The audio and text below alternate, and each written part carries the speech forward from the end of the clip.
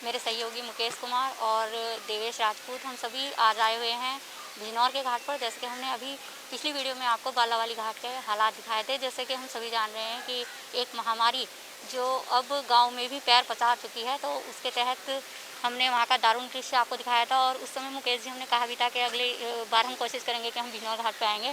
तो देख सकते हैं यहाँ पर कि किस कदर यहाँ पर देखिए इस समय भी चिताएं जल रही हैं। और ये मुझे लगता है मुकेश जी 3-4 के आसपास का टाइम हो गया होगा इस समय।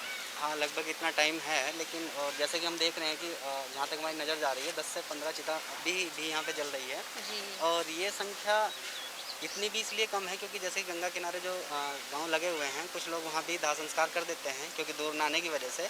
जी जी। और गवर्नमेंट कह रही है कि आंकड़े अब कम हो गए हैं, लेकिन ऐसी स्थिति देखते हुए मुझे नहीं लग रहा कि जैसे कि मृत्यु दर घट गई हो या आंकड़े कम हो गए हों। मुझे तो लग रहा है कि जैसे बढ़ रहे हैं, क्योंकि वो आंकड़े कहाँ से ले रहे हैं कहाँ से नहीं ले रहे हैं तो मुझे नहीं पता। लेकिन हम जो स्थिति देख रहे हैं और जैसे कि हमने बालावाली में भी देखा और आपको दिखाया भी है, तो उस स्थिति को देखते हुए यहाँ पे बहुत अधिक संख्या में मृत्यु दर हमको नज़र आ रही है। जी। तो देखना यह है कि भाई ये जो आंकड़े बताए जा रहे हैं कि ये सही है या कम है, वो तो बाद में ही पता चलेगा। लेकिन अभी जो सामने का नज़ारा है, इसको देखते हुए कोई भी आंकड़ों में हमें कमी नज़र नहीं आ रही। जी, ये तो आंखों देखा हाल है कि आप देख सकते हैं यहाँ पर किस कदर चिताएं जल रही हैं। मुझे लगता है लगभग 15 तो हैं ही हैं। और पहले ये हमने जैसे बताया कि 3 से 4 का टाइम होगा, सुबह से ही यहाँ पर लाइन लग जाती है। और क्या क्या हाल है यहाँ का, वो यहाँ पर काफ़ी सारे लोग आए हुए हैं। और इनकी मृत्यु का क्या कारण रहा, जो लोग ये मृतक हैं यहाँ पर, क्या इनका बीमारी से हुआ है, कुछ बुजुर्ग थे या क्या हाल रहा ये, तो ये सभी हम यहाँ पर जो उपस्थित लोग हैं उनसे बातचीत करके प्रयास करेंगे जानने का। और पहले क्या हाल था, अब यहाँ पर कुछ कमी आई है या और अधिक यहाँ पर इस तरह के दारुण दृश्य देखने में बढ़ गए हैं ये, तो आइए लोगों से बातचीत करके पता करते हैं। पे जो लोग आए हुए हैं उनसे हम जानकारी करते हैं और देखिए क्या बताते हैं। जी, आपका क्या नाम है? मेरा नाम नरेश चौहान। और कहाँ से? मैं बिजनौर शक्ति नगर से। जी, आप यहाँ पे चिता जलवाने के लिए आए थे? हाँ, मेरे एक रिश्तेदार थी, वो कई दिनों से फेफड़े की संक्रमण से पीड़ित थी। अचानक उनके सांस में बहुत परेशानी होती गई और धीरे धीरे कल उनको मौत ने अपने आगोश में ले लिया। बहुत दुखद वो है, जब हम सुबह आए थे तो यहाँ पर लाइन लगी हुई थी, हमें कहीं चिता रखने की जगह भी नहीं मिल पा रही थी। टेंट जितनी सेट थे उनमें भी सब में 2-2 चिताएँ जल रही थी। अब थोड़ा सा मौसम खुला है तो बस ये है कि इस समय थोड़ा राहत मिली है। अच्छा, जैसा कि गवर्नमेंट कह रही है कि भाई मृत्यु दर के आंकड़े कम हो गए हैं, तो उसमें आपका क्या कहना, क्या लगता है आपको कि क्या ये आंकड़े सही हैं या गलत हैं? नहीं, आंकड़े तो छुपाए जा रहे हैं। रियल जो है वास्तविकता तो वो ये है कि गांव में भी ये बीमारी पैर पसार चुकी है। और यदि इस पर समय रहते कुछ ना किया गया, इसी तरह से चलता रहा, तो हो सकता है इसके दुष्परिणाम और भी कुछ ज़्यादा सामने आ सकते हैं। अच्छा, जैसे कि मार साहब आपने अभी बताया कि दुष्परिणाम भी इसके हो सकते हैं कि गांव में इन्होंने पैर पसार लिए हैं, तो इसमें आप लोगों को जैसे ग्रामीण क्षेत्र के लोग हैं उनको कुछ संदेश देना चाहेंगे या कुछ उनको बताना चाहेंगे कि वो इसमें क्या सावधानियां बरतें? हाँ, गाँववासियों को हमें सबको मिलकर ये सोचना चाहिए कि ये बीमारी, इसको हल्के में ना लें। वैसे इससे घबराना हमें बिल्कुल नहीं है, धैर्य के साथ इसका सामना करना है। बस ये है कि हमें सोशल डिस्टेंसिंग का पालन करें, मास्क का प्रयोग हमेशा करें, एक दूसरे से किसी भी तरह के संपर्क में आने से अगर हो सके तो बचकर रहें।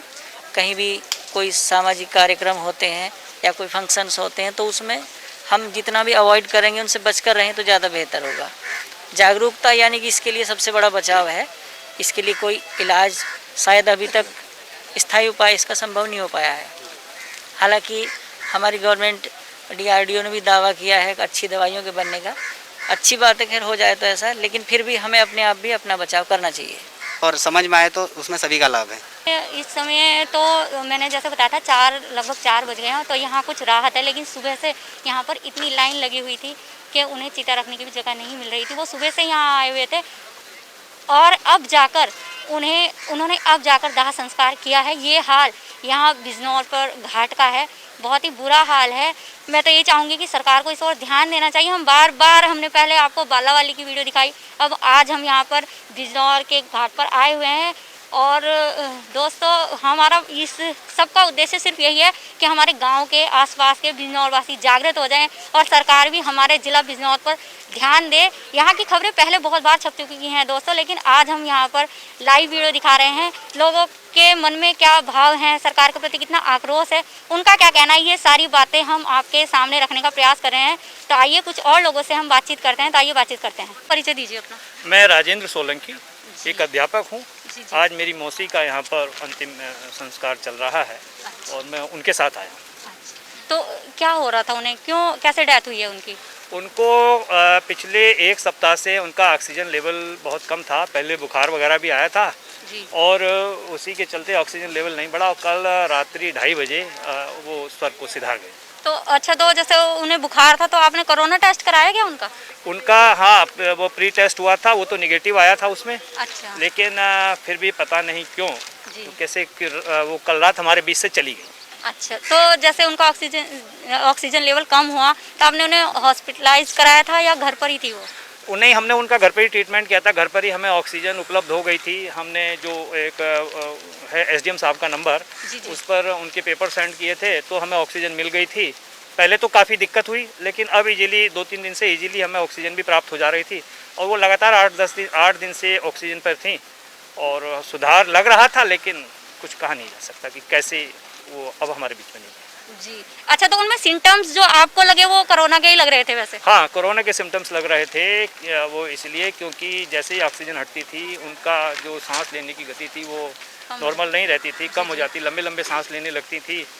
और हाँ, सिम्टम तो पूरी तरीके से कोरोना के लग रहे थे, लेकिन जो उनका प्री टेस्ट हुआ था वो निगेटिव आया था। निगेटिव आया था। तो यही हो रहा है दोस्तों, पूरे सिम्टम्स जो होते हैं वो कोरोना के होते हैं, लेकिन जब टेस्ट लोग करा रहे हैं तो वो निगेटिव आ रहा है। इसका क्या कारण, क्या टेस्ट ठीक से नहीं हो रहे हैं, क्या कारण हो रहा है इसका, ये भी लोग समझ पाने में असक्षम है। जबकि ये खुद बता रहे हैं कि पूरा का पूरा जो उनके लक्षण थे पूरे कोरोना के थे, लेकिन उन्होंने टेस्ट भी कराया, वो भी निगेटिव आया।